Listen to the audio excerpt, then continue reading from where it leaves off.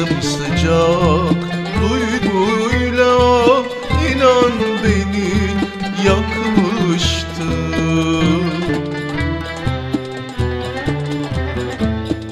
Seni gördüm rüyamda, aşık gibi bakmıştın. O sımsıcak duyguyla inan beni yakmıştı.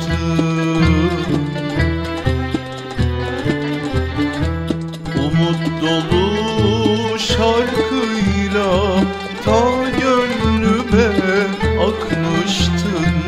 Nihavet mi bilmem ki, yoksa mahur mu besten?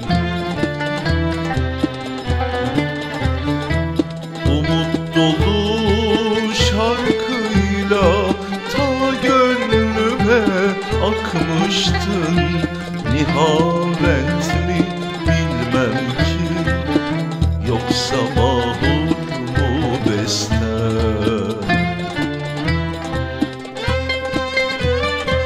Mevsim kışa dönerken yüreğimde yazdın sen. Bestelerin sesiydin, makamlara sazdın sen. Mevsim kışa dönerken yüreğimde yazdın sen. Bestelerin sesiydin, makamlara sazdın sen. Umut dolu şarkıyla ta gönlüme akmıştın.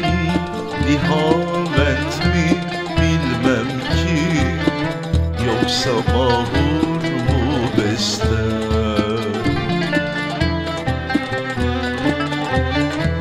Umut dolu şarkıyla ta gönlüme akmıştın.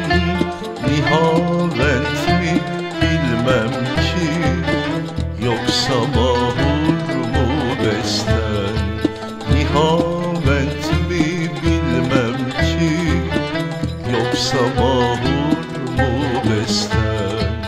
Nihavet mi bilmem ki, yoksa mahur